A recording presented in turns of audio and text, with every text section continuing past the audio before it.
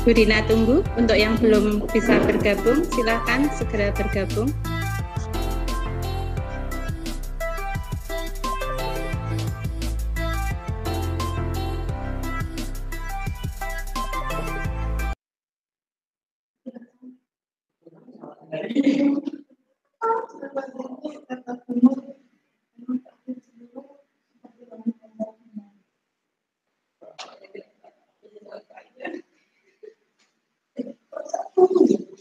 Poppy, Evan, Yesita, Milati,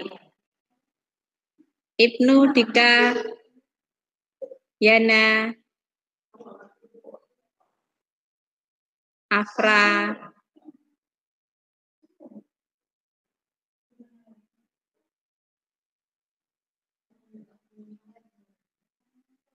ya, oke.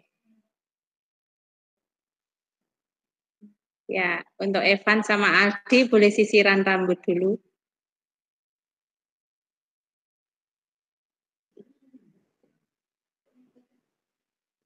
Ya, semua sudah bisa bergabung. Oke, terima kasih. Langsung saja untuk mempersingkat waktu, kita akan memasuki acara yang ketujuh, yaitu pemaparan materi tentang manajemen rapat program kerja, pembuatan proposal, pelaporan, dan surat menyurat. Untuk materi ini, anak-anak diharap bersabar ya, karena materi ini cukup banyak, tetapi nanti bisa diambil poin-poinnya saja oleh narasumber. Oke, langsung saja kepada Ibu Hani Pujiastuti, SPD, MPD, kami persilahkan. Nanti jangan diajak TikTok ya, Cak. Mungkin anak-anak yang kelas 11 sudah tahu ya, Bu Hani yang Master of TikTok. Oh, belum pernah diajar Bu Hani. Oh, belum. Ya, nanti minta waktunya sama Bu Hani 1-2 menit untuk TikTokan bersama. Boleh? Ya. Waktu kami persilahkan. Ya, baik, terima kasih.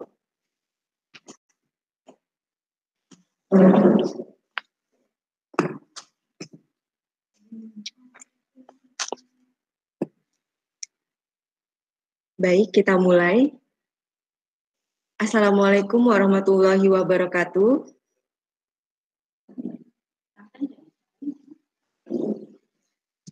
Suaranya agak dikerasin sedikit ya. Yang terhormat Ibu Ari Pujiastuti, SPD selaku Wakil Kesiswaan. Yang terhormat Bapak Ibu Pembina OSIS dan anak-anak pengurus OSIS yang saya banggakan. Pada kesempatan ini, kita akhirnya bisa bertatap muka lagi, walaupun melalui online. Di sini Ibu akan langsung aja ya, biar agak cepetan karena masih ada satu pemateri lagi. Di sini Ibu akan memaparkan tentang manajemen rapat, program kerja, pembuatan proposal, pelaporan, dan surat menyurat. Oke, lanjut aja. Langsung aja kita ya.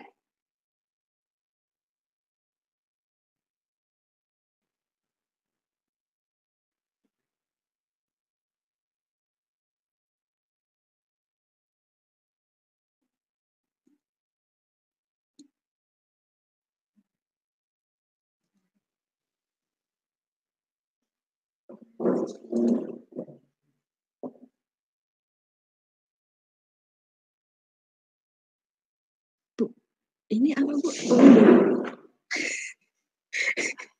Ini yang mana? Yang mana nih? Oh ya, ini order. Ini klik dulu. Bagikan.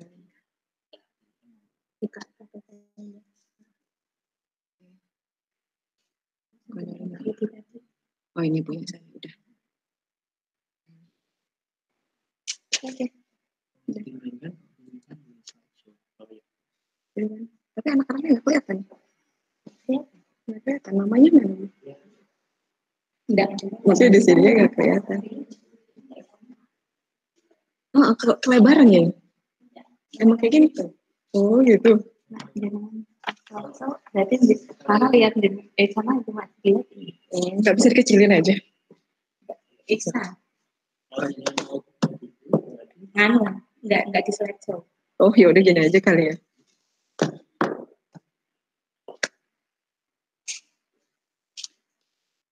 Oke, baik. Ini kita lanjutkan. Kita masuk ke materi.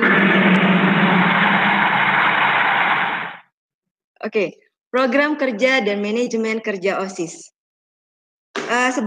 Sebelumnya, Ibu akan bertanya, mungkin ada yang tahu manajemen itu apa?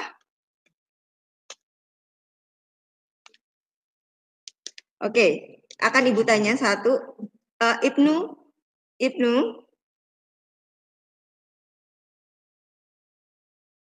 Ibnu ada?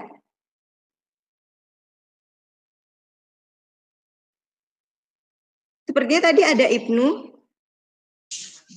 Hadir, Bu. Oke. Ibu mau bertanya, manajemen itu apa, Ibnu?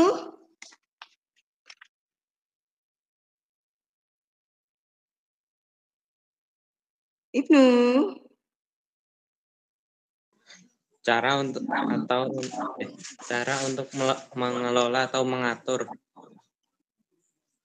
Cara untuk mengolah atau mengatur apa, Ibnu? Kerja OSIS. Oh ya, bisa. Benar, bisa. Tapi kurang tepat ya. Oke, Ibu mau tanya lagi. Ananda.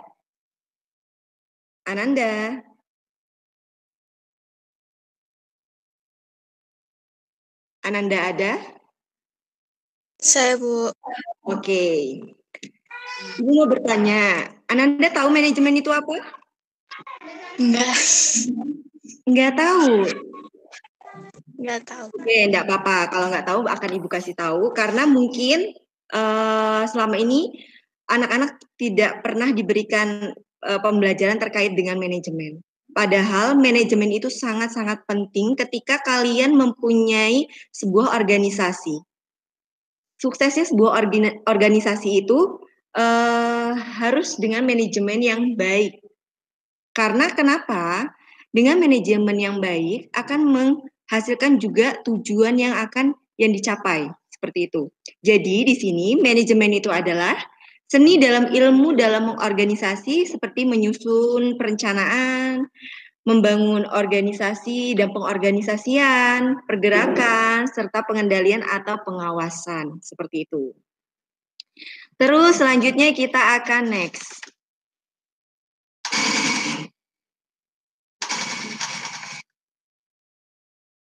Kita masuk ke yang ada di depan layar kalian ini adalah unsur-unsur manajemen. Sebenarnya unsur manajemen itu ada lebih dari 4. Yang pertama adalah man atau manusianya. Money adalah keuangan atau uang seperti itu. Terus ada material, bahan. Terus mesin, itu adalah alatnya, metode, cara, dan market. Sebenarnya unsur-unsur manajemen yang baik itu harus mempunyai unsur-unsur semua itu. Ibu jelaskan satu. Dari man, di sini kita akan membahas tentang manajemen sebuah rapat. Sebenarnya pada umumnya itu di dalam sebuah organisasi, man itu adalah orangnya atau manusianya, sumber daya manusianya, seperti itu. Kalau misalnya di dalam sebuah rapat, itu ada panitia, ada anggota rapatnya, ya. Kemudian kita masuk ke money. Money itu adalah uang. Sebuah organisasi, sebuah pelaksanaan sebuah kegiatan seperti rapat, jika tidak ada uang, itu maka semua tidak akan berjalan dengan baik. Seperti itu. Karena unsur-unsur dalam manajemen ada yang kurang. Misalnya nih dalam uang kita butuh misalnya alat tulis, kita butuh untuk konsumsi, atau kita untuk mempersiapkan apapun, itu kita membutuhkan uang. Ingat ya. Kemudian kita masuk ke dalam material. Material itu adalah bahan bakunya. Di sini misalnya kita dalam sebuah organisasi atau dalam rapat nih. Itu adalah material itu seperti proposal. Nah, misalnya ini ya proposal. Tapi kalau misalnya kita di sebuah perusahaan atau apa nih, kita ambil itunya contohnya, misalnya perusahaan buku. Jadi bahan utamanya itu adalah pohon, seperti itu. Jadi kita sangat-sangat membutuhkan yang namanya bahan. Baik itu bahan sudah jadi maupun bahan belum jadi. Gitu ya. Jadi intinya seperti proposal itu termasuk dalam bahan dalam rapat, seperti itu. Terus mesin. Mesin itu adalah alat yang digunakan dalam rapat ya, atau misalnya dalam organisasi juga bisa. Misalnya kita dalam rapat itu ada juga namanya mesin. Yang kita butuhkan apa sih? Seperti apa coba? Ibu mau tanya. Kalau mesin nih, sepertinya misalnya Ibu mau tanya sama Salis. Salis?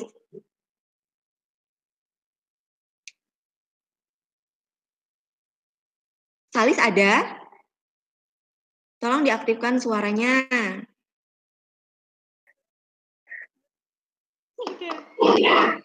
Ada, oke. Ada, oke. Nah, di sini Ibu mau tanya nih, misalnya mesin itu ada alat. Kalau misalnya dalam sebuah rapat, alat yang dibutuhkan itu apa aja? Kurang jelas suaranya. Kurang jelas suaranya. Sepertinya udah keras sekali suaranya Ibu. Contohnya alat itu apa? Alat di dalam sebuah rapat yang kita butuhkan, apa aja coba? Alat kapur enggak kedengeran. Jelasnya. Kedengeran lagi, oke.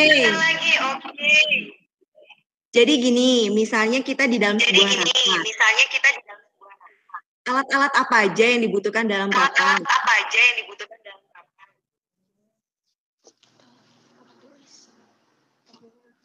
Papan tulis, spidol, laptop. Iya. Oke, good. Ya benar. Misalnya ada papan tulis, ada spidol, ada laptop. Ya, benar. Oke, terima kasih ya Salis. Oke, kita lanjutkan lagi. Jadi misalnya juga di dalam organisasi dibutuhkan apa? Laptop digunakan untuk apa? Misalnya untuk mengetik proposal. Seperti tadi yang dikatakan material. Seperti material itu misalnya proposal ya. Nah, misalnya laptop itu digunakan untuk mengetik proposal, untuk bahan-bahan yang lainnya. Seperti itu. Ada lagi handphone. Handphone itu untuk apa? Memberikan informasi-informasi kepada anggotanya bisa, kepada nanti partisipan dalam rapat pun bisa, seperti itu.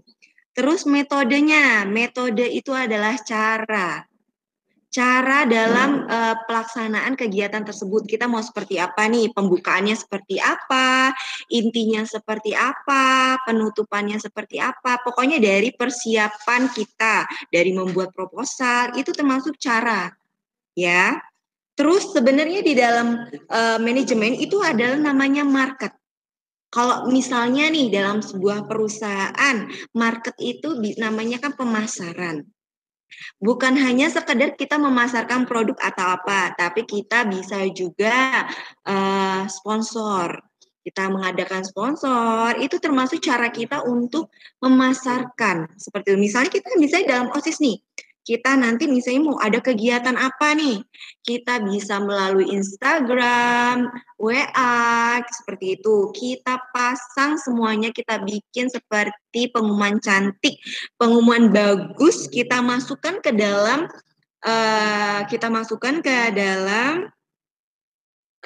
sosmed seperti itu bisa termasuk dalam marketing juga, marketing sponsor seperti itu. Biar orang-orang di luar sana, oh jadi mereka tahu nih kinerja dari OSIS SMA Negeri 1 Pabelan seperti apa sih? Oh sangat baik atau bagaimana seperti itu. Pokoknya kita harus dapat lagi di zaman yang seperti ini. Pokoknya pengennya sih ya untuk pengurus-pengurus OSIS itu eksis di sosial media, biar SMA lain tahu, orang-orang tahu bahwa di SMA Pabelan pun mempunyai kualitas yang baik seperti itu, ya, kualitas yang baik, terus sekolahnya menarik, itu tergantung OSISnya juga. Kalau OSISnya semakin aktif, itu ya sekolahnya juga pun semakin aktif seperti itu. Oke, selanjutnya.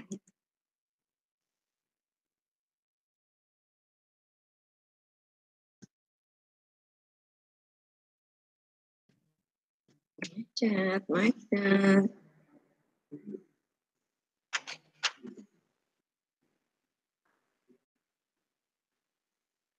Nah, kita masuk lagi.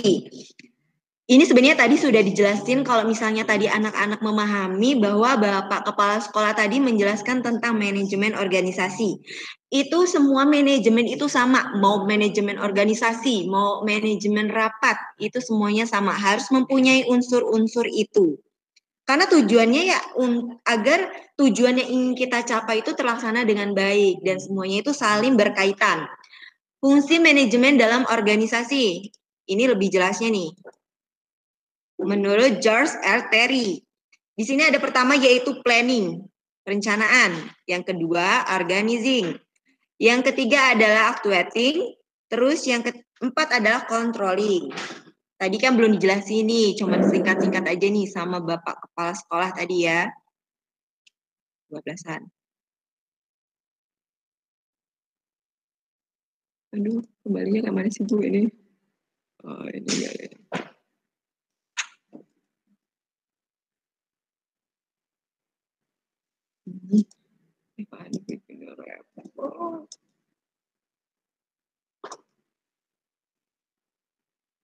Bentar. Oke, yang pertama adalah planning, perencanaan. Misalnya, ini kita kan tadi lebih membahasnya ke tentang manajemen sebuah rapat nih. Planningnya, rencananya apa? Kita sebagai sebuah organisasi, terutama kalian nih, anak-anak OSIS, mungkin kalian sekarang belum terlatih, karena kalian belum ada di lapangan ya. Jadi planningnya gini, rencananya misalnya kita mau mengadakan rapat apa nih? Kita mengadakan rapat apa, terus mau dilaksanakan kapan, kita harus mempersiapkan dengan apa? Kita membuat adalah seperti proposal. Kita di situ proposal itu kan ada kita acaranya ini mau ngapain, waktunya jam berapa, terus siapa aja yang bakal kita undang, terus panitianya siapa aja, itu termasuk dalam sebuah perencanaan. Nanti akan Ibu jelaskan tentang pembuatan proposal. Selanjutnya ya, organizing. Itu di sini organizing itu adalah menyederhanakan kegiatan menjadi kecil, kelompok-kelompok kecil kayak gitu. Misalnya nih, kan kalian dalam suatu organisasi OSIS, ya. Di OSIS itu ada yang namanya ketuanya, ada yang namanya wakilnya, ada yang namanya sekretaris, bendahara, dan anggota-anggota lainnya.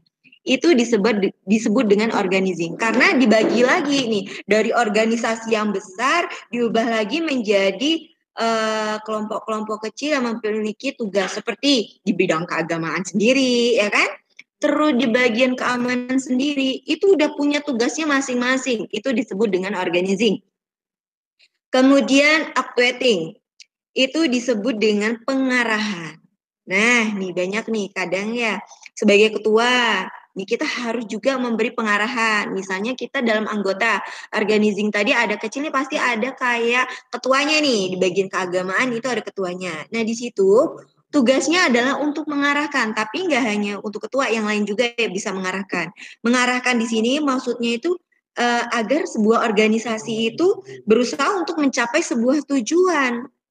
Nih contohnya memberi masukan, itu termasuk dengan pengarahan, memberikan masukan. Baiknya seperti ini nih, jangan seperti ini, kasih pendapat kalian pokoknya terhadap anggota lainnya. Misalnya kalian kurang setuju nih dengan sistem program kerja kita nih, ya kan yang sedang kita akan buat nih saat ini. Kalian harus memberi masukan, saya usul saya seperti ini, tapi harus dengan yang baik, dengan attitude yang baik.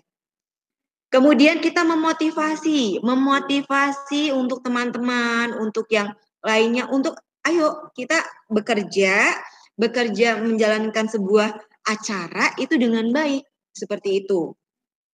Terus menjelaskan tentang penjelasan mengenai acara tersebut, misalnya dalam sebuah rapat, kita harus menjelaskan juga, mengarahkan. Intinya kita mengingatkan kepada anggota lain kita harus bekerja seperti apa, bagaimana, seperti itu.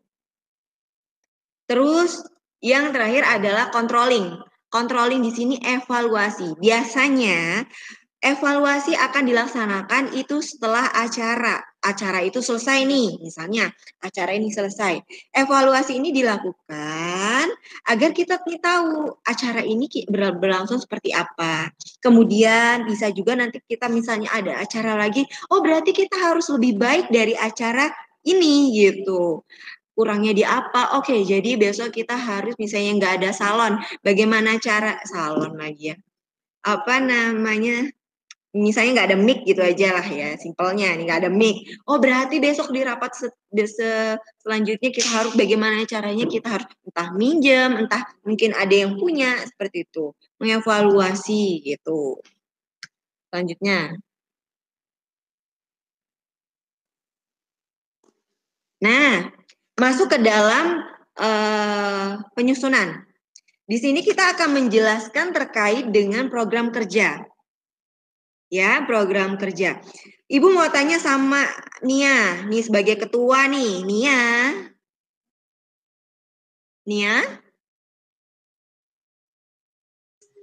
Ya, Bu. Nia aja. Oke, good. Jadi di sini Ibu mau bertanya, apakah di dalam OSIS sudah membuat program kerja?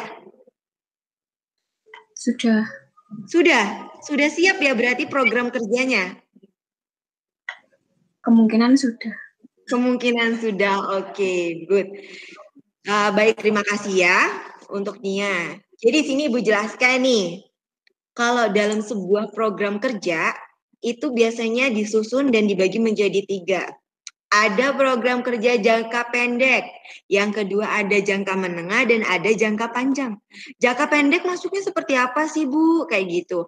Kalau misalnya kita kan biasanya pergantian itu 1 tahun ya.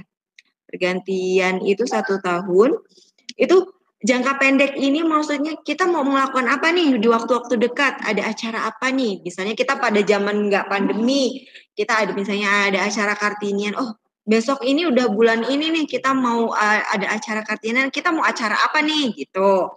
Kemudian jangka menengah, ya itu jangka menengah itu untuk 1 sampai 3 tahun, tapi kalau misalnya dalam OSIS itu kan nggak mungkin ya sampai 1 sampai 3 tahun karena dia tugas kerjanya nggak sampai segitu. Jadi untuk jangka tengahnya nanti apa nih programnya ke depannya, untuk jangka panjangnya pun apa. Karena jangka panjang ini bisa untuk menjadi patokan nanti pun adik-adik tingkat yang akan meneruskan kalian. Oh program kerjanya seperti apa, seperti itu ya. Kemudian kita lanjut lagi.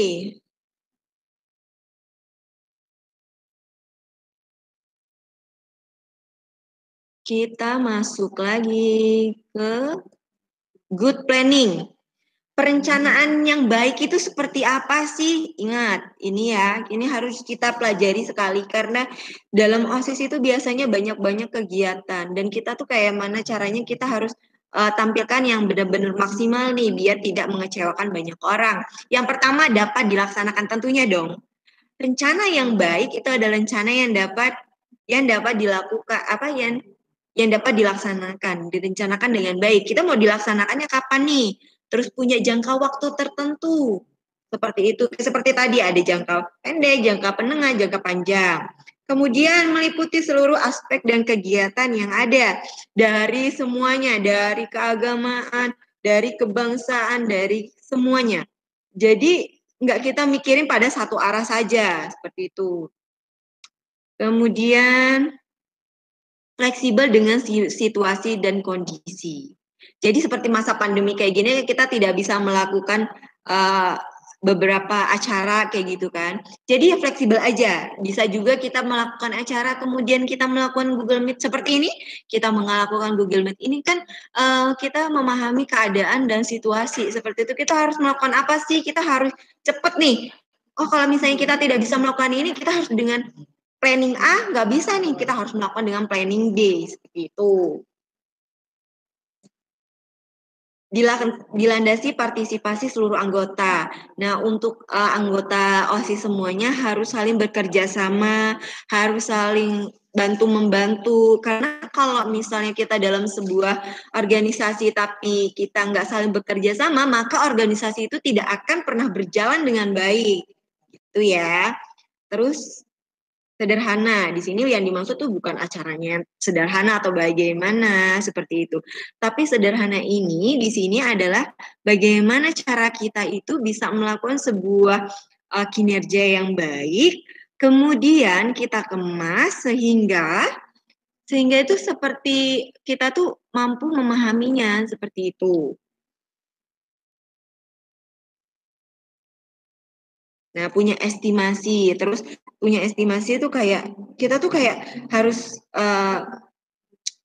kita ini punya rencana, punya planning ke depan untuk mengadakan sebuah acara itu harus mempunyai juga kayak ke depannya seperti apa, terus ada manfaatnya nggak nih, seperti itu. Tapi jadi kalau kita melakukan sebuah perencanaan itu benar-benar harus matang. Karena apa? Kadang kalau kita perencanaannya sudah matang, itu belum tentu di pelaksanaan itu pasti ada aja kayak situasi yang kayak nggak kita harapkan gitu. Misalnya kita pengennya panas, tiba-tiba hujan, misalnya simpelnya seperti itu aja. Untuk memberikan contoh kepada kalian, biar kalian tuh agak paham seperti itu. Mungkin agak membosankan ya. Ini ngomong-ngomong kan kelas 10 nih, belum tahu nih ibu nih siapa pastinya. Ini bisa ngeliat nih yang ngajar siapa gitu kan. Suaranya mendengar ya berarti sekarang. Kita masuk lagi ke hal-hal penting dan sifat dalam menyusun program kerja. Ingat, program kerja kita harus susun. Kedepannya seperti apa, kita maunya seperti apa. Karena itu menyangkut semua orang. Yang pertama, program kerja disusun untuk 1 tahun pelajaran, termasuk waktu liburan. Seperti itu. Jadi tanggalnya sudah ditentukan, kita kerjanya mau apa, waktu liburannya kapan. Jadi tanggal itu udah kayak kita tuh udah kayak nggak mikir lagi besok kita mau seperti apa. Jadi udah terencana nih tanggal sekian kita punya program kerja ini. Program kerja kita tanggal misalnya tanggal sekian. Berarti kalian harus mempersiapkan itu dari beberapa hari, berapa bulan bahkan ya. Berapa bulan kita udah menyusun semuanya karena sebuah acara itu tidak apalagi kalau kita misalnya ada acara besar, nggak semudah yang kayak kita pikirkan aja nanti ketika kita sudah mendekati, tidak bisa. Udah kita harus susun dengan baik, seperti itu. Kemudian yang kedua, pemilihan waktu yang tepat. Kadang kan kita nih suka misalnya acara Kartinian tanggal berapa, terus kita adainnya rayakan tanggal berapa, tidak apa-apa. Terkadang kan ada waktu-waktu tertentu kayak kita, nggak bisa nih dilaksanakan tanggal sekian karena ada kegiatan lainnya seperti ini. Kita berusaha fleksibel seperti yang dijelaskan tadi dalam sebuah good planning. Planning yang baik itu seperti itu. Ya. Kemudian yang ketiga, mencerminkan aspirasi dan kebutuhan anggota. Mencerminkan aspirasi. Jadi kayak kita misalnya kita mau mengadakan acara gitu kan.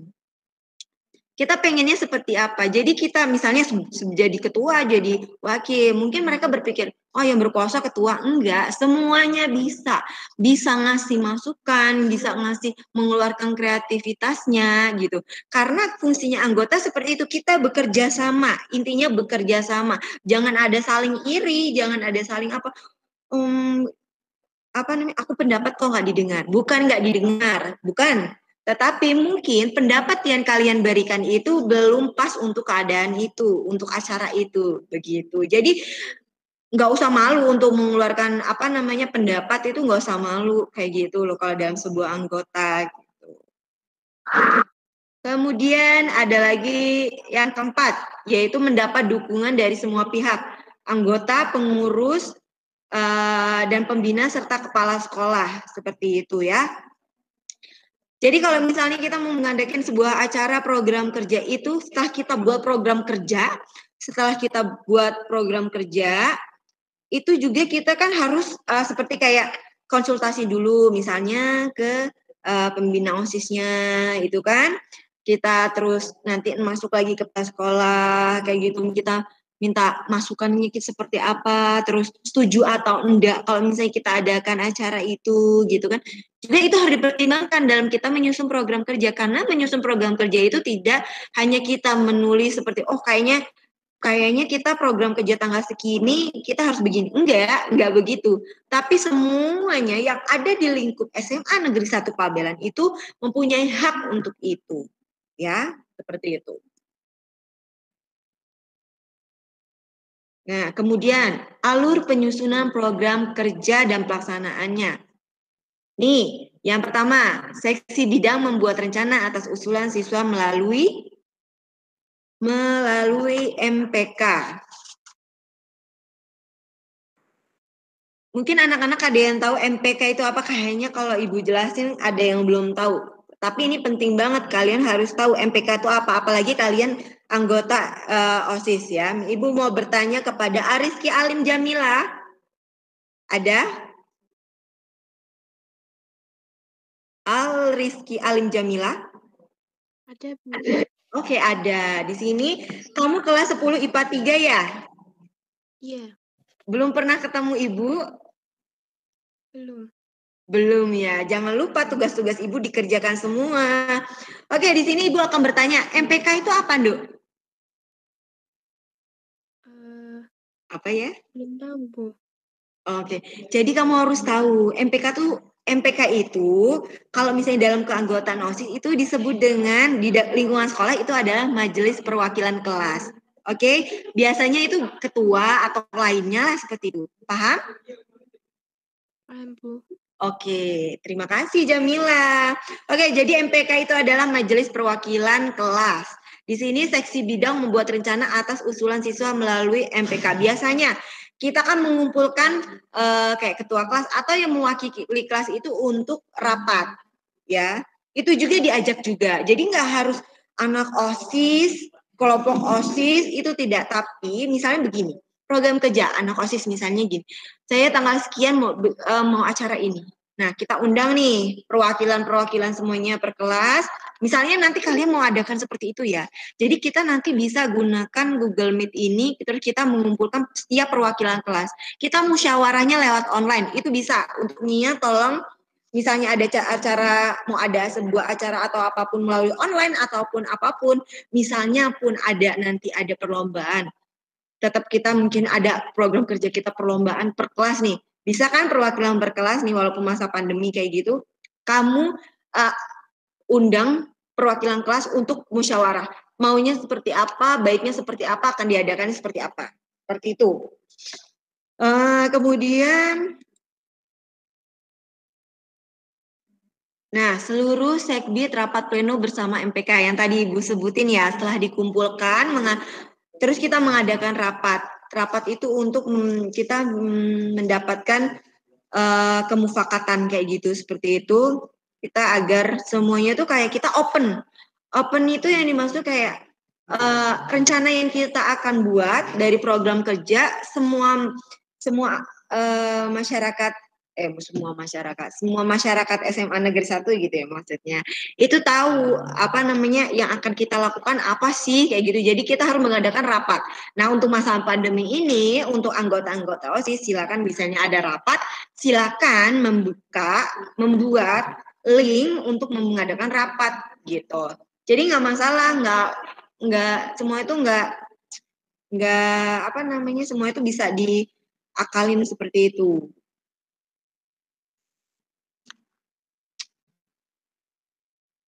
Nah, kemudian pengurus harian mengadakan cross check guna menghindari adanya rangkap program. Ini harus juga nih dalam pembuatan program kerja kita cek lagi program kerja yang kita akan buat itu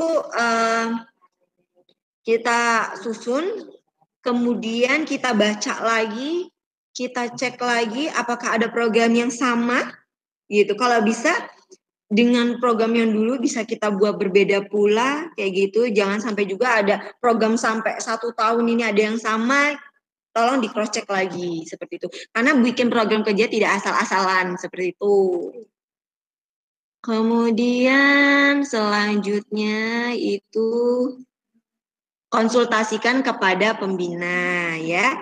Kalau setelah semuanya sudah siap, udah kalian adakan rapat, udah susun program kerja, kemudian udah kalian rapatin, udah kalian cek, ini kayaknya perfect deh ini, kayaknya program kerja yang bakal kita lakukan 1 tahun ke depan ini bakal perfect nih. Nah setelah itu, setelah kalian yakin, kemudian kasih konsultasikan kepada pembina. Jika nanti pembina ada yang meminta untuk diubah, silakan kalian ubah. Oh. Selanjutnya, jangan ngantuk ya, tunggu sebentar. Semangat. Ini selanjutnya penyusunan program kerja. Kemudian kita masuk lagi ke persetujuan kepala sekolah. Kalau sudah dicek pembina, terus kemudian proyek sudah siap, mintalah persetujuan kepada kepala sekolah. Seperti itu tuh untuk alur dalam penyusunan program kerja dan pelaksanaannya. Selanjutnya, nah kemudian setelah kita rencanakan semuanya sudah siap, barulah kita akan melaksanakan program kerja. Program kerja yang sudah kita siapkan 1 tahun itu, jangan sampai kalau bisa program kerja itu bagaimana caranya ya, misalnya tidak bisa diadakan tatap muka, diadakan dengan cara lain lah ya. Kan Ibu percaya nih bahwa kalau anggota-anggota OSIS nih kayaknya pemikirannya luas, bisa kayak anak-anak milenial gitu kan, nggak bisa ini, kita harus coba deh buka mindset kalian, kalau misalnya kita punya suatu planning, kita harus mempersiapkan planning B juga, planning A nih, aku mau melakukan sesuatu, jangan terpatok dengan planning A, kita harus mempersiapkan pula dengan planning B, gitu, karena kadang planning yang kita buat tidak sesuai, masih tenang, masih ada planning B, jadi kalau misalnya acara itu tiba-tiba seperti ini, jadi kayak oke, tenang, kita sudah punya planning B kayak gitu. Jadi gak khawatir lagi gitu. Coba deh kita harus berpikir maju kayak kita jangan stuck di situ aja. Ya. Kemudian dievaluasi, kemudian apapun nih. Apapun itu, apapun kegiatannya, apapun sebuah organisasi, manajemen itu tidak bisa lepas dari namanya evaluasi. Apapun sebuah kegiatan, apapun itu pasti ada evaluasi. Karena apa pentingnya evaluasi? Untuk memperbaiki lagi di kegiatan berikutnya. Kurang kita tuh di apa, terus cara kita tuh besok mengatasi seperti apa, terus harus begini-begini. Itu pokoknya penting banget evaluasi seperti itu. Nah, nih. Setelah semuanya udah dilaksanakan, terus udah dievaluasi lagi, ini kesalahannya di mana. Oke, udah good, ini pelaksanaannya sudah good. Tapi ada beberapa yang masih kurang. Itu namanya evaluasi, ya, menilai seperti itu. Kayak misalnya kalian dapat rapot itu kan hasil evaluasi juga, misalnya dapat A atau dapat B atau C. Oh, berarti nanti kalau misalnya aku dapat B rapornya, terus aku harus lebih giat belajar lagi, giat ngerjain tugas lagi gitu ya. Jangan kayak main sosmed itu tuh boleh, tapi jangan lupa dikerjain juga tugas-tugas sekolah kalian gitu ya. Terus selanjutnya kita buat sebuah laporan kegiatan. Ya, seperti itu. Misalnya keuangan, pendanaannya seperti apa, pengeluaran pemasukan seperti apa, itu harus juga dirinci dengan baik. Ini tadi pelaksanaannya sudah Ibu jelaskan ya, pokoknya intinya seperti itu. Kemudian, oke ini pada ngilang semua mukanya. Oke Ibu udah ngeliat semua nih sekarang nih mukanya. Senyum toh, jangan cemberut. Senyum. Nah gitu kan pada cantik kan. Tahu kalian berat banget sih kayaknya. Ngantuk. Ya Allah, sabar. Kalau biar nggak ngantuk nih. Biar nggak ngantuk ya. Aduh kasihan banget sih, Bu. Kayak sedih kalau kalian ngantuk. Materi selanjutnya ini agak membosankan ya.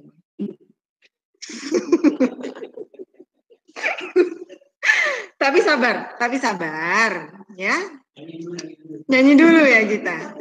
TikTokan dulu nih kayaknya sama Aldi nih kayaknya nih.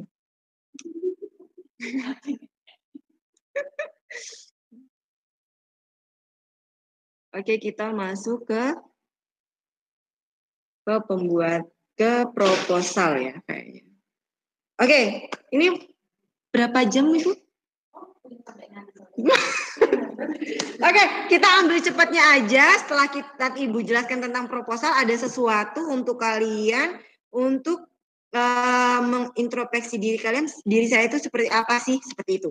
Sebentar, jangan bosan dulu. Oke, di sini Ibu akan menjelaskan tentang teknik pembuatan proposal. Dalam sebuah organisasi itu sangat sering sekali namanya pembuatan proposal. Benar? Nah, di sini Ibu mau menjelaskan definisi proposal. Proposal adalah rancangan kerja yang disusun secara sistematis dan terinci untuk suatu kegiatan yang ingin dilakukan. Jadi, proposal ini tadi Ibu sebutkan. Dia termasuk kalau dalam manajemen itu dia masuk ke dalam material, kemudian dia juga termasuk dalam sebuah perencanaan, ya kan?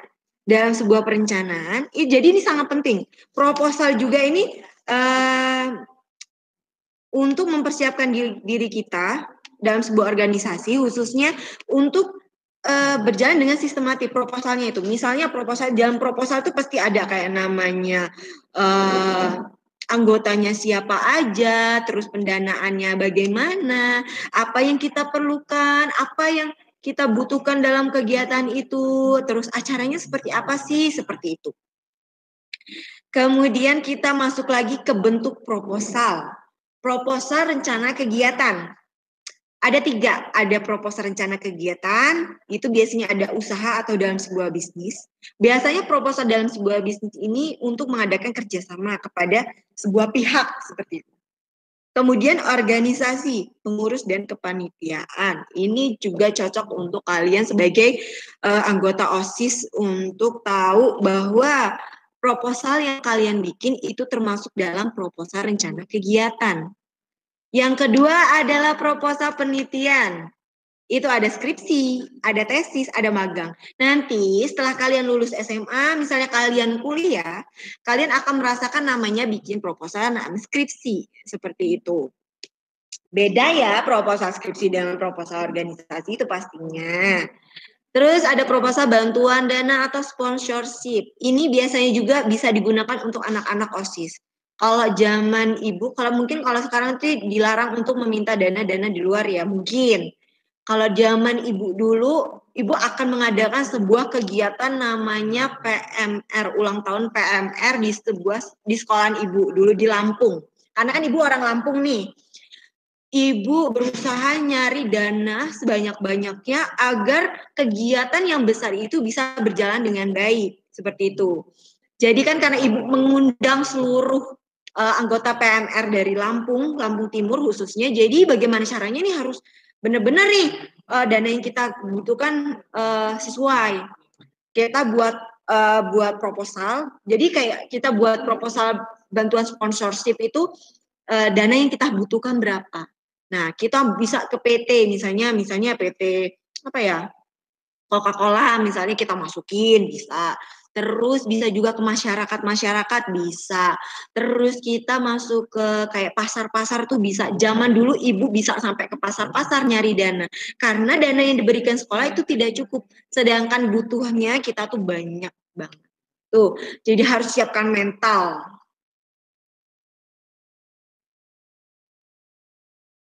Selanjutnya nih, Ibu buat kecil aja ya. Mungkin jelas nggak ya kalau Ibu buat kecil?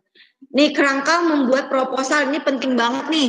Pendahuluan. Yang pertama pendahuluan, latar belakang. Latar belakang isinya apa sih Bu? Gitu kan, pasti ada pertanyaan. Latar belakang isinya adalah kegiatan apa yang akan kita lakukan. Untuk apa kegiatan itu? Tujuannya apa? Seperti itu. Itu untuk latar belakang, dasar pemikirannya, terus tujuannya kita tuh mengadakan itu untuk apa. Latar belakang misalnya kita mau mengadakan acara pramuka atau apa, seperti itu. Terus rencana kegiatan, jenis dan tema kegiatan. Yang pertama, tuh yang Ibu jelaskan tadi. Kemudian target atau sasaran kita. Kayak gitu kan, target kita nih mau apa nih? Mau bagaimana? Begitu. Waktu dan tempatnya mau di mana? Kapan? Kayak gitu. Harus jelas di dalam proposal. Kalau tidak, ya tidak akan di ACC. Gitu. Misalnya kalau kita minta sponsorship, bahkan akan dipertanyakan oleh pihak yang bersangkutan yang akan kita mintakan dana seperti itu. Terus susunannya, kepanitiaannya seperti apa, jelas nggak? Ketua, sekretaris, bendahara itu harus ada, kegiatan inti siapa, terus keamanan siapa, semuanya. Susunan acara random. Ada acaranya bagaimana? Acara pertama seperti ini, seperti ini, seperti ini. Nih, tolong ketika kalian nanti buat proposal, pokoknya nanti kalau misalnya kalian membuat proposal, Ibu maunya seperti yang Ibu jelaskan ini. Jadi tidak ada kekurangan, tidak ada kelebihan. Kalian sudah pandai membuatnya. Kemudian anggaran dana. Anggaran dananya, seperti yang Ibu jelaskan, di bawah proposal itu pasti ada anggaran dana. Kita membutuhkan apa? Misalnya kita membutuhkan alat-alat. Misalnya ada kayak soundnya kita, dananya berapa? Konsumsi kita berapa, terus peralatan lainnya seperti apa, itu harus terencana dengan baik gitu loh. Jadi nggak kayak kita segini, enggak, jangan seperti itu. Jadi kita benar-benar harus susun dengan baik. Jangan sampai ketika pelaksanaan ada yang kurang gitu ya. Terus kemudian kedua, terakhir penutup. Nah, kemudian ini karena panjang banget nih, jadi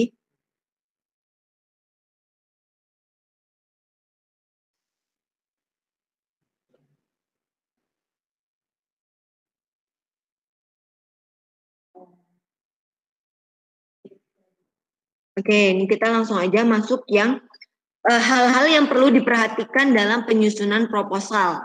Yang pertama, sebenarnya sih mungkin udah Ibu jelaskan tadi, cuman ini lebih ke penjabarannya.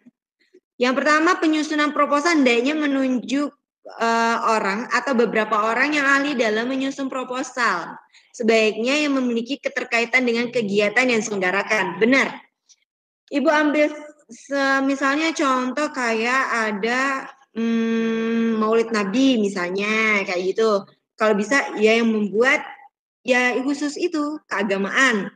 Kan ada anggota keagamaan, silakan dibikin. Jadi nggak semuanya ketua, nggak semuanya wakil, nggak semuanya sekretaris, benar enggak. Jadi setiap pengurus itu setiap di bagiannya, misalnya ada acara nih terkait tentang kreativitas atau keterampilan. Kita adakan misalnya tari sedunia ya gitu.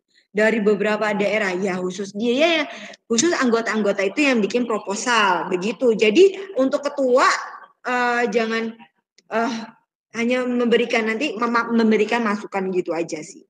Terus yang kedua, penyusunan proposal mempersiapkan bahan-bahan dan informasi yang diperlukan, yaitu berupa bahan-bahan hasil kesepakatan seluruh panitia. Jadi dirapatkan dulu yang tadi seperti Ibu jelaskan. Kemudian menyusun draft proposal dengan sistematis, menarik, dan realistis. Ya, buatlah proposal semenarik mungkin. Karena misalnya kita untuk mencari, misalnya nih, Ibu kasih contoh, kita mencari donatur untuk sponsorship. Kalau proposal itu tidak menarik sistematis, itu secara otomatis dia tidak akan memberikan kita kayak feedback atau bantuan kepada kita. Karena proposal pun bukan hanya kayak, oh ya udah deh ngetik terus kita print, enggak seperti itu. Kita harus punya sistematis yang baik agar orang tuh membacanya kayak percaya gitu loh, kayak oh oke, ini proposal yang keren banget dan saya membantu kalian. Seperti itu. Terus proposal dibicarakan dalam forum musyawarah untuk dibahas, direvisi, dan disetujui. Sebelum disetujui harus dibahas dulu dalam musyawarah. Seperti yang Ibu bilang, Nia, sebagai ketua, nanti kalau misalnya kita ada acara atau apa, pembuatan proposal, itu harus dimusyawarahkan dulu. Kalau nggak bisa tatap muka, tenang aja. Kita sekarang punya Zoom, punya Google Meet, kita musyawarah di sana. Kemudian akan disetujui oleh pembina, kemudian oleh kepala sekolah, seperti itu. Terus dibuat proposal yang telah disempurnakan untuk dipergunakan sebagaimana mestinya. Nah, benar banget. Terus proposal diperbanyak dan didistribusikan kepada pihak-pihak yang dituju, baik internal maupun eksternal. Internal itu di dalam sekolah, misalnya buat siapa. Eksternal itu untuk orang-orang yang seperti Ibu jelaskan tadi. Kemudian yang terakhir yaitu manfaat proposal. Manfaat proposal di sini yaitu untuk menjelaskan secara tidak langsung kepada pihak-pihak yang ingin mengetahui kegiatan tersebut. Karena kan nggak semua orang tahu nih, sebenarnya proposal ini dibuat buat apa sih, seperti itu. Nah, makanya itu di dalam proposalnya tanpa kita jelaskan, orang tuh sudah baca. Oh, proposalnya itu begini. Itu sudah jelas proposalnya tujuannya apa, terus untuk kegiatan apa, dan saya tuh harus bagaimana gitu ketika orang itu membaca. Yang kedua, menjadi rencana yang mengarahkan panitia dalam melaksanakan kegiatan tersebut. Ketika sudah dibentuk panitia, positif dong. Panitia itu akan tahu, oh tugas saya ini, tugas saya sebagai ini, udah paham. Ketiga, untuk meyakinkan para donatur atau sponsor agar mereka memberikan dukungan material maupun finansial dalam mewujudkan kegiatan yang telah direncanakan. Yang seperti Ibu contohkan tadi, waktu Ibu punya kegiatan tadi, Ibu keluar itu biar mereka tuh kayak yakin gitu loh kalau misalnya acara ini benar-benar kegiatan yang benar-benar bagus seperti itu. Terus kita langsung masuk nih ya, kita nggak usah lama-lama. Aku tahu kalian sangat.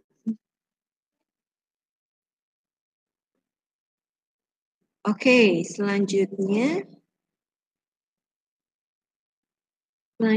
Ibu akan memberikan sebuah game. Ayo, jangan ada yang menghilang. Jangan ada yang menghilang karena Ibu akan memberikan sebuah game. Di manakah game itu berada? Sebentar. Oke, gini. Dengerin. Ibu akan ngetes kalian nih, psikotes. Ketika sedang jalan-jalan, kamu menemukan sebuah kunci yang terjatuh di pinggir jalan. Bagaimana arah kunci itu terhadapmu? Oke, di sini Ibu akan bertanya nih. Kalian milih nomor berapa? Oke. Ibu akan tanya kepada Mareta. Mareta. Ada Mareta?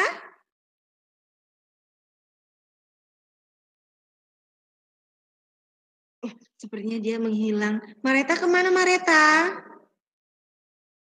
Mareta kemana? Mareta kemana? Sepertinya nggak ada. Oke, Mareta nggak ada ya. Oke, kita tanya sama Nia dulu deh. Nia, kamu pilih yang mana nih? Dari pertanyaan psikotes Ibu. Ketika sedang jalan-jalan, kamu menemukan sebuah kunci yang terjatuh di pinggir jalan. Bagaimana arah kunci itu terjatuh? Kamu milih yang mana, Dek?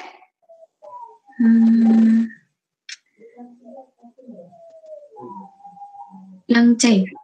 Yang C. Oke, berarti menyamping ya. Oke, Ibu catat. Ibu catat dulu. Nia. Oke. Nia C. Kemudian selanjutnya Ibu akan bertanya kepada Rohit. Rohit. Ya, Bu. Kamu milih yang apa? A, B, C atau D? Yang C. Menyamping. Oke, terima kasih. Ibu akan bertanya lagi kepada Alivia, ada nggak? Ayo loh, kita tinggal berapa menit lagi, ayo. Yang B, Bu. Yang B, ujungnya berlawanan arah denganmu. Seperti itu. Oke, ini jawabannya. Dari jawaban yang pertama, dari tes ini dapat dilihat bagaimana kamu mengatur keuangan. Kalau kamu milih yang A nih. Yang milih A, ujungnya mengarah padamu. Bisa menyimpan uang. Itu. Terus yang kedua, dari tes selanjutnya. Ujungnya berlawanan arah denganmu. Sulit untuk mengelola uang. Kemudian untuk C, menyamping. Boros. Jadi untuk Nia dan Aldi, itu boros. Ya, benar? Benar nggak Nia sama Aldi? Benar, Bu. Boros. Benar sekali, boros. Benar, nggak salah ya ini ya, benar. Jadi kalau kita milih yang diagonal, itu adalah suka menyia-nyiakan uang dengan berfoya-foya belanja dan bersenang-senang. Jadi ya lumayan lah untuk yang jawab yang B ya, sulit untuk mengelola uang juga tapi ya. Oke, mungkin demikian saja. Aduh pasti senang banget langsung senyum semua baru udah ngomong oke, demikian. Rohit, suka gitu deh kamu. Oke, jadi demikian pemaparan materi dari Ibu. Jika ada salah-salah kata nih Ibu minta maaf. Jika kurang lucu juga Ibu minta maaf. Kalau boring banget ya mohon maaf karena udah siang banget. Ibu tahu kalian lapar banget gitu kan. Ibu tahu, sabar. Oke, see you next time. See you next time. Terus stay safe, stay healthy, and stay happy. Ya, jangan cemberut sayang, selalu happy gitu kan ya. Demikian akan dilanjutkan dengan pemateri yang selanjutnya. Ibu akhiri, wassalamualaikum warahmatullahi wabarakatuh. Oke, terima kasih Bu Rina, saya serahkan lagi.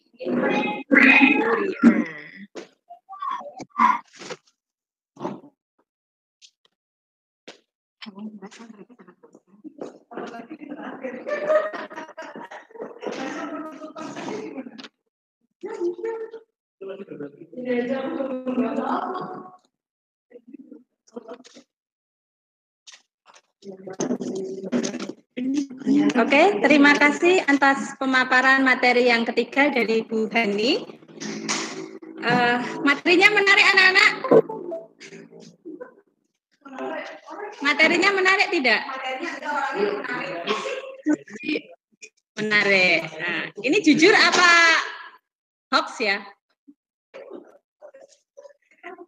Ya, semoga saja tetap bermanfaat ya anak-anak ya.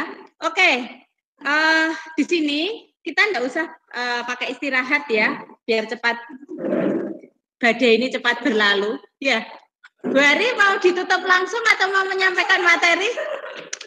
Ya, berdasarkan susunan acara yang tadi sudah Bu Rina bacakan di awal, kita sudah memasuki acara yang terakhir, yaitu pemaparan materi tentang pendidikan kewirausahaan yang nanti sekaligus akan ditutup langsung oleh Ibu Ari Pujiastuti.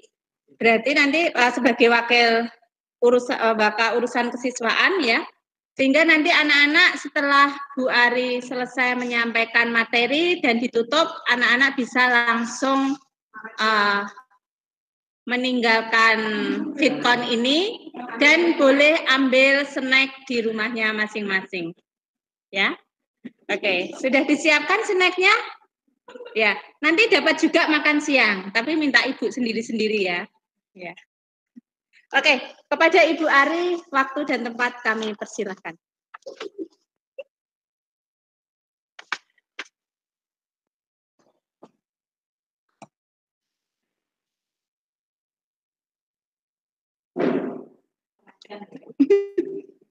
Sebentar. Saya. Punya aku yang mana ya? Ini buka dulu ya berarti ya. Ya ini Mas dulu. Ada usah nanti ini masih lah. Berarti di restore di yang itu yang tengah,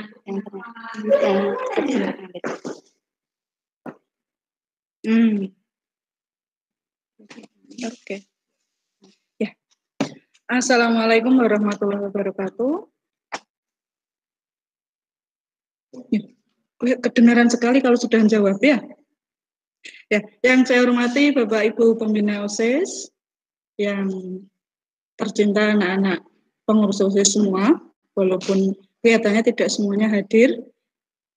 Tadi Bu Rina sudah ngendiko pembawa acara, ini langsung penutupan gitu ya. Materi cukup 5 menit, penutupan 25 menit ya. Oke. Sebetulnya materi yang akan saya bawakan ini lebih cocoknya yang menyampaikan Ibu Rina sebagai pengampu PKWU. Cuma Bu Rina tidak ingin tampil terus begitu. Ya. Sampai-sampai menutup saja, saya yang suruh menutup korden. Ya. Ya, langsung saja tunjuk poin begitu ya. Biar mana tadi PPT saya, Mam? Ini dia. Oh, bentar, bentar. Mam, help me. Ini berarti. Ya. Ini tapi sudah diterbagi. Belum berbagi tadi ya, maaf. Ini present. Itu apa sih itu enggak apa-apa. Ya. Terus Ini diberi kertas, bagi atas bagikan. terus dari buka PPT-nya. Yang tadi. Ada banyak. Ya, Dilihat ya. banyak beberapa.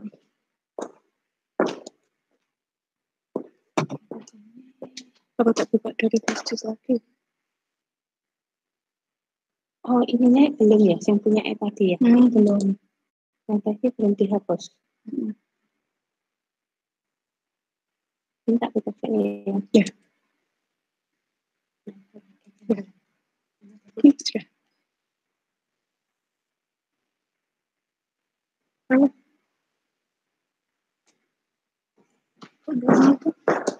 Ini ngajak nutup betul ini. PowerPoint-nya enggak mau dibuka. Aduh.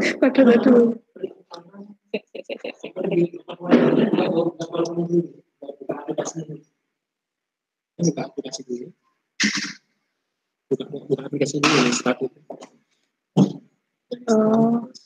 Microsoft Office yang 2010.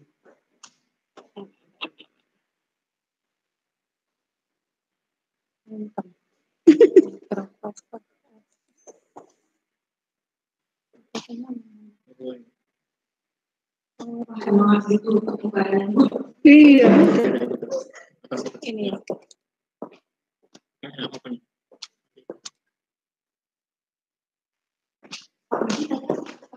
Oh gitu. Aplikasi video. Yang ini ya? Ya, saya berarti ya. Bukan ya. Yang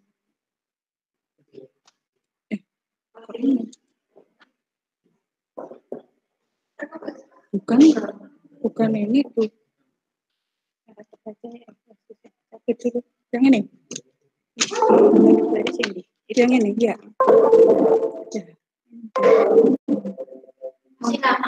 Enggak, hampir 2 hari tinggal terakhir, Mam. Oh, dikasih makan siang. Ya. Ya. Sudah terlihat Pak Yudi? Sudah belum? Belum. Belum. Karena tidak mau dipresentasikan. Karena ini segera ditutup, jadi PowerPoint-nya juga ikutan tutup. Ayo. Ya. Mau di slide Sambung. Monggo, kacau aja ya. Biar full. Ya. Kita mulai sesuai dengan tema LDK kali ini yang dibuat oleh Bu Ketua Panitia. Latihan dasar kepemimpinan apa tadi? Menjadi pemimpin yang berkarakter dan berkualitas. Jadi saya buat judulnya Pemimpin Cerdas Wirausaha Semenjak Muda. Ya, pengertian kewirausahaan dibaca sendiri saja nanti ya. Atau biar cepat sebetulnya PPT-nya saya kirim ke kalian langsung ditutup saja. Setuju? Setuju saja. Ya, pengertian kewirausahaan seperti ini tidak saya baca panjang sekali. Di pelajarannya Bu Rina kalian pasti sudah hafal di luar kepala, jadi langsung. Kalau nanti lupa tanyanya ke Bu Rina, jangan ke saya. Ya, secara bahasa itu singkat saya bacanya yang secara bahasa saja. Wirausaha, wira itu artinya utama, gagah, luhur, berani, teladan, dan pejuang. Sementara usaha itu penciptaan kegiatan dan atau berbagai aktivitas bisnis.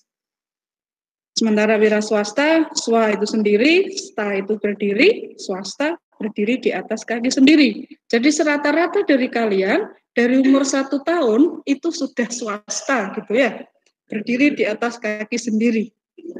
Kalau yang tidak mungkin ya ada masalah sedikit gitu. Kita lanjut. Yang jelas, kalau orang zaman dulu selalu bilang, pancen wis gawan bayi, pinter dadi pengusaha. Tapi pada dasarnya wirausaha itu bukan gawan bayi. Tapi wirausaha bisa dibentuk dan dipelajari. Ayo yang ngantuk menguap dulu. Ngolet. Apa motivasi siswa berwirausaha? Yang jelas sebelum lanjut ke sini, kalau tadi kan katanya wirausaha itu bukan gawan bayi, tapi bisa dibentuk dan dipelajari. Kenapa kita wirausaha?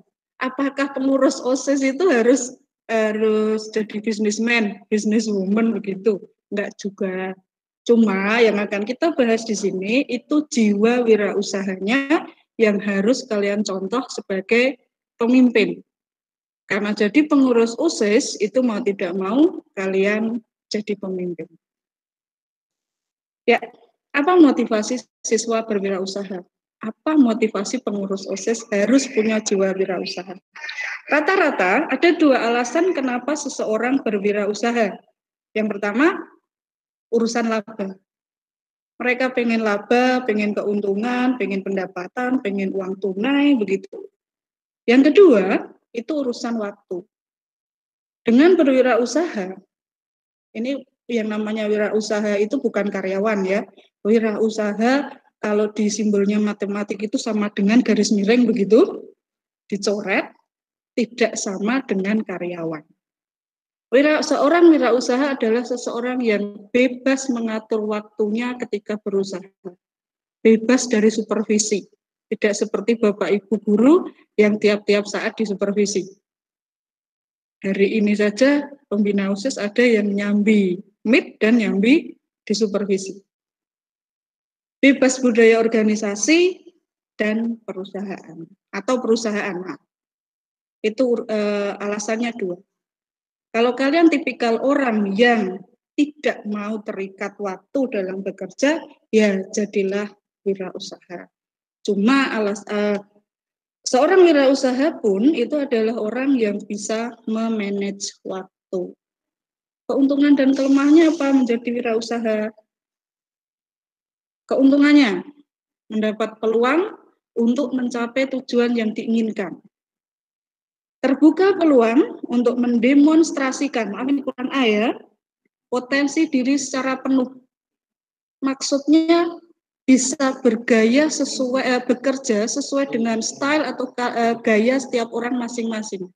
Tidak ada juklaknya atau juknisnya. Seorang wirausaha itu paling anti dengan juknis atau juklak. Karena seorang wirausaha itu adalah seseorang yang penuh kreasi dan inovasi.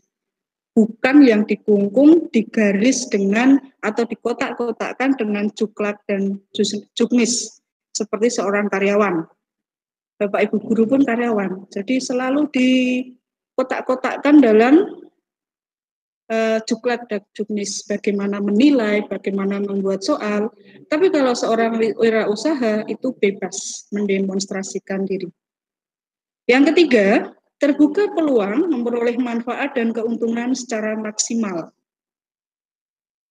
Ini jelas. Tapi bukan, kita baru bicara keuntungannya loh ya. Nanti juga ada, kalau orang Cina bilang, itu ada yin, ada yang. Ada sisi terang, ada sisi gelap, ada baik buruk, ada untung rugi. Jadi nanti kita akan bicara juga keuntungannya atau kelemahannya. Yang kedua, yang berikutnya, terbuka peluang untuk membantu masyarakat dengan usaha-usaha yang konkret. Konkret maksudnya bagaimana? Ya, yang jelas, orang wirausaha itu selain menciptakan peluang kerja untuk diri sendiri, biasanya mereka juga menciptakan peluang kerja untuk orang lain. Coba lihat beberapa contoh wirausaha di sekitar kalian. banyak yang sudah menciptakan peluang kerja. Yang terakhir, terbuka peluang untuk menjadi bos, terutama untuk dirinya sendiri. Nah, ini kelemahannya. Yang pertama, kita harus realistis. Kita bicara keuntungan, kita juga melihat kelemahannya. Yang pertama, memperoleh pendapatan yang tidak pasti dan memikul berbagai risiko. Ya, high risk, high return kalau istilahnya. Pendapatan itu selalu sebanding dengan risiko yang dipikul. Yang berikutnya, harus bekerja keras dengan jam kerja yang mungkin lebih panjang. Tidak pasti. Kadang-kadang ada wirausaha yang justru bekerjanya saat orang-orang sedang pulas tidur. Mereka justru memulai pekerjaannya.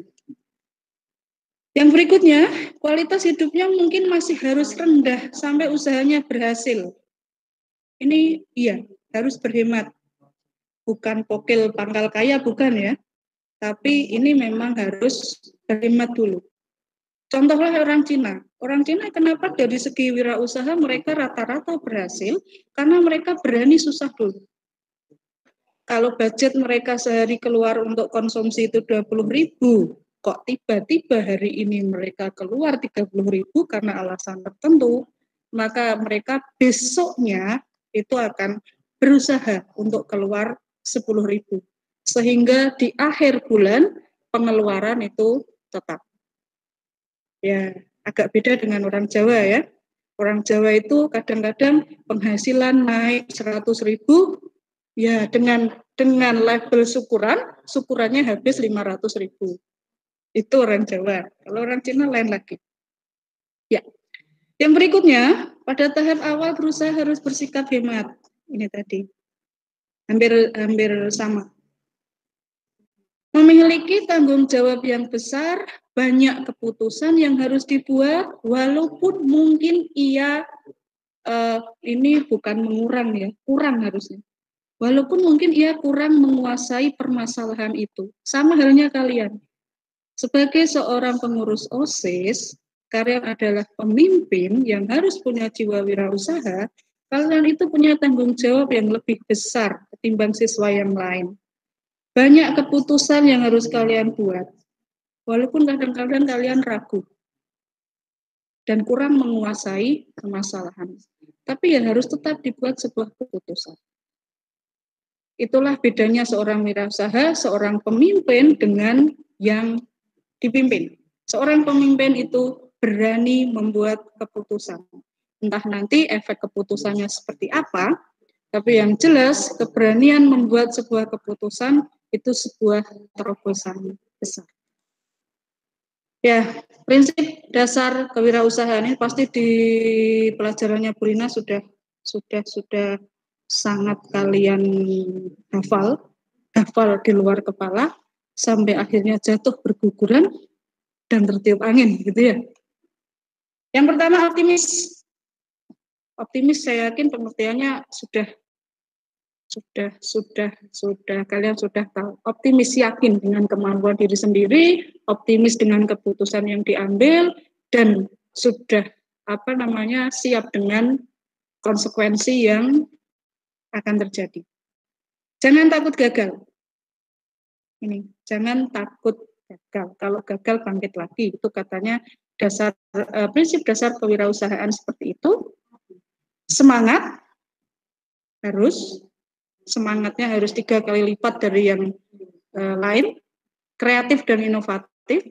Saya yakin ini juga kalian sudah tahu pengertiannya. Kreatif itu bisa memunculkan dengan alat yang minimalis, tapi kalian bisa menghasilkan karya yang optimal, bukan maksimal. Kalau bahannya minimalis kok pengen hasil maksimal, itu kalau di prinsip ekonomi, prinsip yang ngoyo-woro, tapi hasilnya optimal gitu. Inovatif, bisa membuat terobosan-terobosan baru.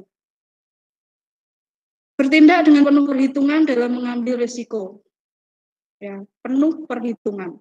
Jadi kalian bertindak itu penuh perhitungan. Maksudnya kalau kalian dengan kemampuan tertentu atau modal tertentu, ya pastikan target atau tujuan yang kalian akan capai itu sebanding. Jangan targetnya terlalu tinggi.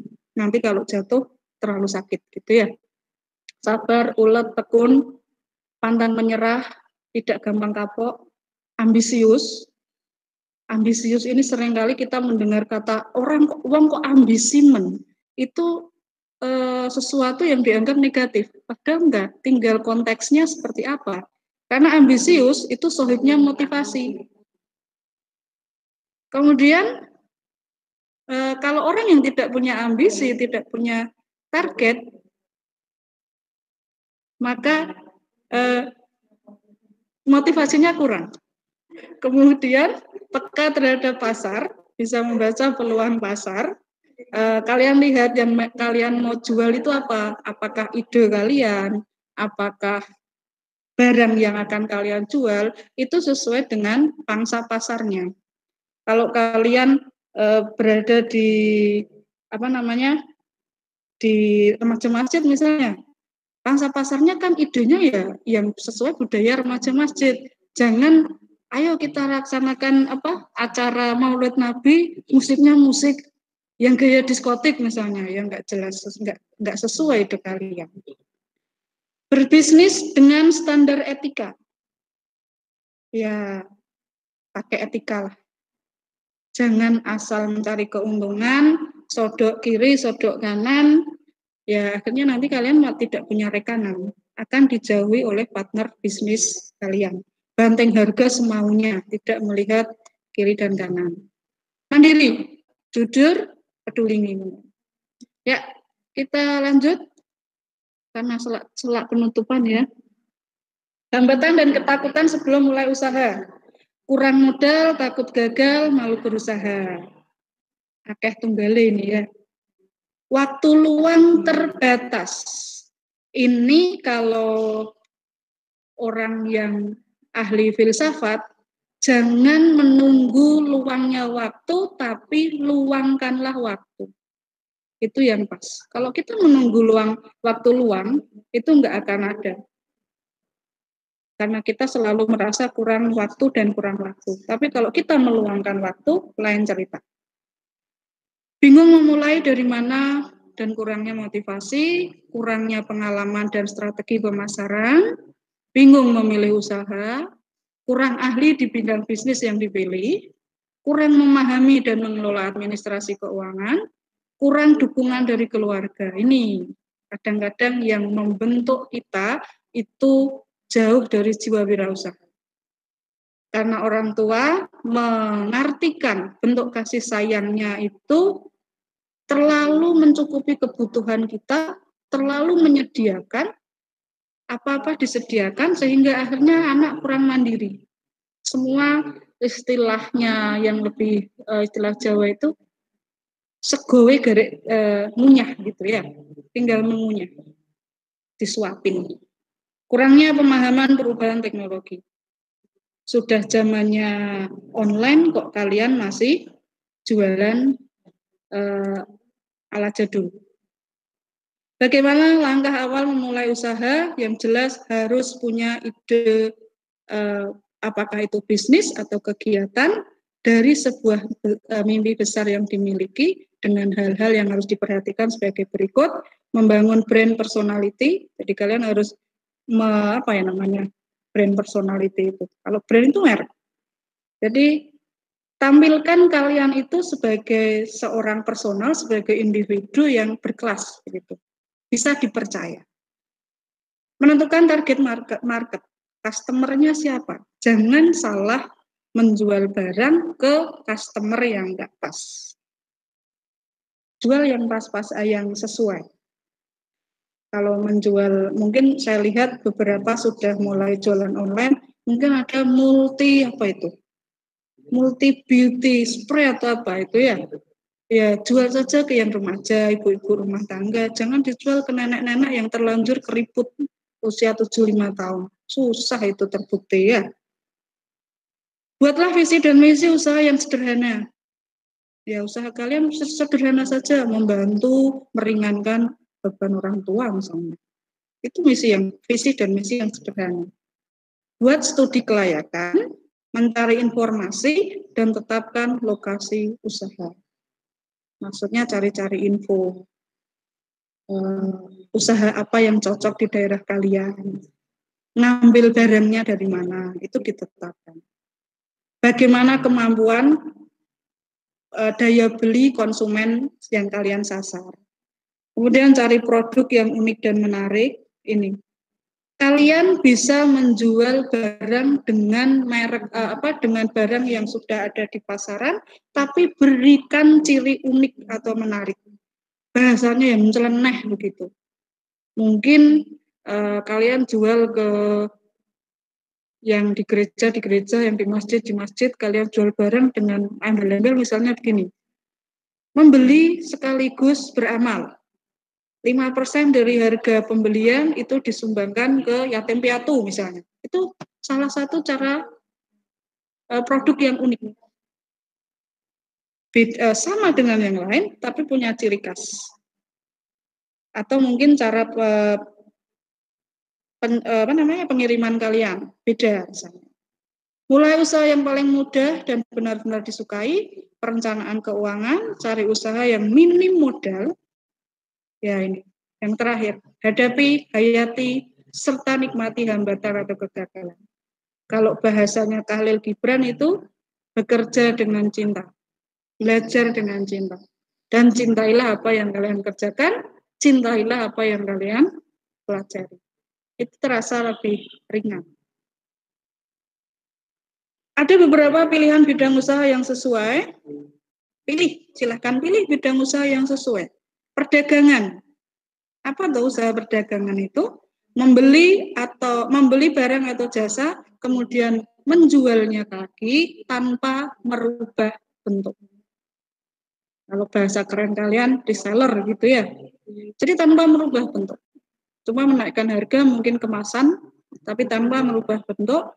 Kalau industri perdagangan ini misalnya kalian jual kosmetik, jual shampoo, jual makanan, perdagangan, tapi ngambil dari orang lain.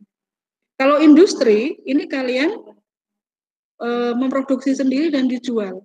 Seperti misalnya kalian bikin seblak dijual, bikin gorengan dijual, bikin sendiri yang jelas. Sementara kalau jasa ini produksi jasa. Kayak kalian mungkin jasa pengiriman, les privat, jasa terjemahan, gitu. Bidang usaha macam-macam. Bapak Ibu pembina OSIS itu banyak yang menjadi praktisi wirausaha. Bu Rina, Pak Widi, Bu Mustakimah, Bu Hani, ini semua praktisi wirausaha. Jadi Bu Rina misalnya di rumah selain guru, beliau di rumah punya usaha rental komputer ya Bu ya? Rental komputer. Pak Widi punya usaha les privat matematik. Kalau kalian tertarik, les saja Ungaran atau ke Pudak Payung ya.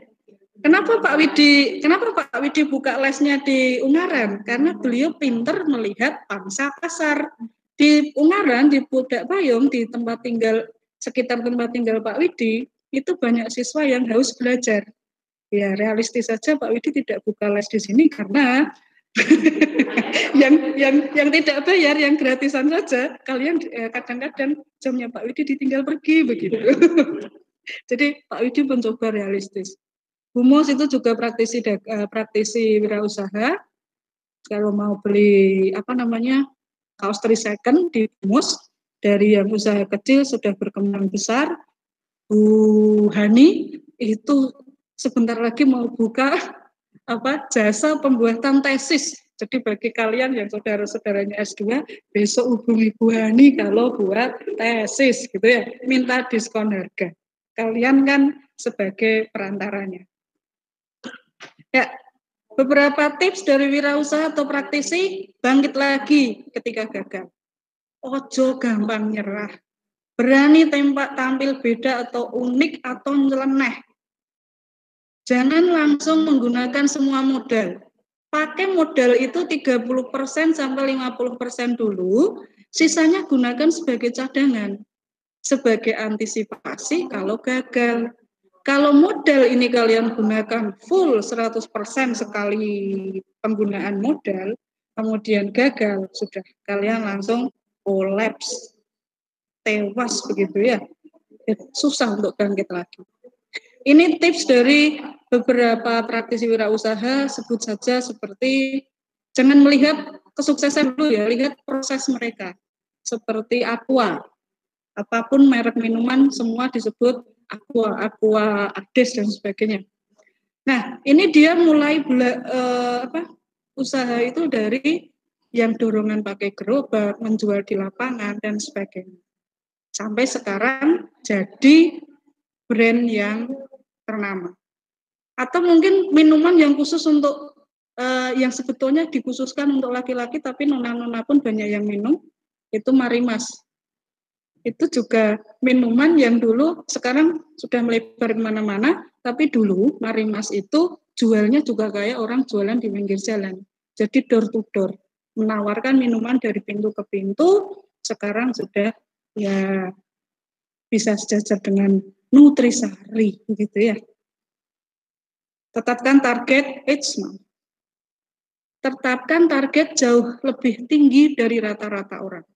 Dengan alasan kalau gagal, ini juga prinsipnya saya lupa siapa wirausahanya, tapi alasannya simpel. Kalau gagal, kegagalanmu masih di atas keberhasilan orang lain.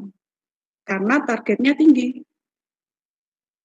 Mungkin kalian dalam hati jawab, kalau jatuhnya terlalu terjun bebas, mungkin langsung game over gitu ya. Ya, itu nanti kita bahas nanti. Ojo jaga ke konco atau wong liya, dependable. Itu yang pasti. Termasuk sebagai kalian sebagai pengurus OSIS, jangan biasakan jaga ke konco atau wong liya. Apalagi kalau sudah di-spend, nanti tugas jaga ke wong liya. Kalian lihat di sini? Tadi, di sini ada 2 gambar orang menaiki anak tangga. Ada 3 orang, di sini ada yang warna merah. Ini sedikit lebih cepat di atas orang lain ya. Ini belum cukup untuk jadi seorang wirausaha. Harusnya seorang wirausaha itu yang seperti ini. Jadi dia itu langkahnya lebih jauh dari yang lain. Jadi ketika dia start, ketika dia gagal, harus mundur, harus berhenti, dia tidak akan tersalip oleh yang lain. Targetnya tinggi. Dia pertama awal itu jalannya ngebut. Ya, sekali-sekali berhenti menikmati pemandangan kiri kanan pun. Bagaimana kok nanti kalau misalnya ini jatuh duluan sampai ke bawah? Kan tetap tidak bisa di atas yang lain. Ya, kalau dalam usaha orang yang sudah maju, biasanya mereka akan pakai hedging, itu pengaman. Contohnya, misalnya mereka sudah melibatkan pihak ketiga pakai lembaga asuransi, begitu. Ya, penutupan ya. Yang jelas intinya ini, gagal tapi sudah mencoba itu lebih keren daripada berhasil tapi hanya dalam angan-angan. Ini lebih baik mencoba. Termasuk kalian kalau suka sama seseorang lebih baik nyatakan cinta walaupun ditolak ketimbang hanya jadi secret admirer, pemuja rahasia. Nyatakan, kalaupun ditolak kalian punya satu kelebihan, punya pengalaman ditolak daripada yang tidak punya pengalaman. Yang ini, ingin sukses besar? Ya, bermimpilah yang besar, nikmati setiap proses untuk mencapainya. Jadi para orang-orang yang sukses besar itu selalu punya mimpi besar dan menikmati semua proses untuk mencapainya. Seperti tadi, jangan melihat KFC, Aqua, Marimas tadi, itu dari kondisinya yang sekarang. Tapi lihat sekali-sekali baca perjalanan bisnis mereka. Dari mulai yang bukan siapa-siapa menjadi siapa, gitu ya. Ya, saya kira begitu. Yang kalian tunggu pasti ini, cekap semanten, dan Matur nuwun. Begitu nggih. Sudah kan? Ya. Alhamdulillah sudah apa namanya? Ini kalau mau mengakhiri Berarti masih harus jadi nggak mau diakhiri. kan tadi yang memulai bukan saya, jadi yang mengakhiri harusnya bukan saya. Ya, begitu. Ya, aduh dari wajahnya sudah kelihatan seperti Bimoli, Sania, Vilma, berminyak semua ya. Saking capeknya, saking laparnya. Ya, kita akhiri di sini. Terima kasih yang sudah mengikuti LDK hari ini. Semoga walaupun dengan berngantuk-ngantuk, ada yang bermanfaat untuk kalian. Jangan lupa tadi mungkin Bu Hani sudah menyampaikan, kalian menyampaikan proker kalian sesuai sekbid masing-masing ke pembina sekbidnya. Kalau nanti ada yang tanya, pembina sekbid saya mana lupa, nanti di-share lagi di grup OSIS. Ini tambahan teman-teman anak-anak sebentar. Oke. Anak-anak semua kameranya diaktifkan untuk foto bersama. Oh iya. Terus, iya. Gitu ya.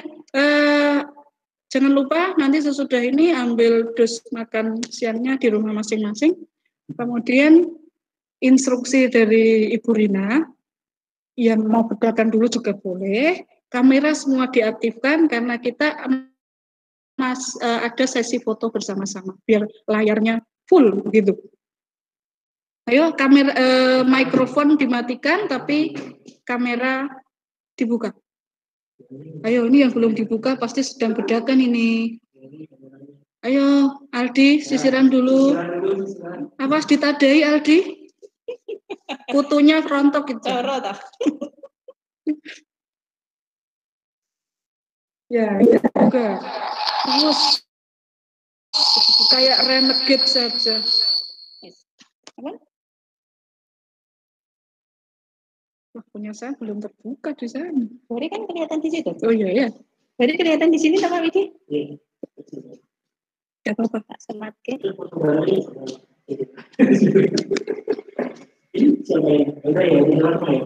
Sudah? Tapi posisinya ada. Yang screenshot? Aldi, wow, Aldi baru pakai minyak rambut. Kecoaknya jatuh loh, Di. Cicak.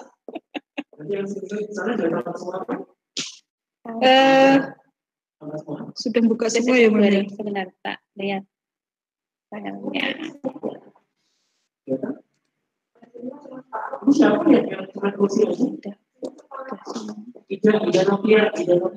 Ini kosong, Pak. Iya. Apa aku tak ambil anak? Enggak apa-apa, berarti di sini. Ini berarti. Ini berarti kan? Berarti. Enggak ada. Sudah sama. Tapi kok 26 ya?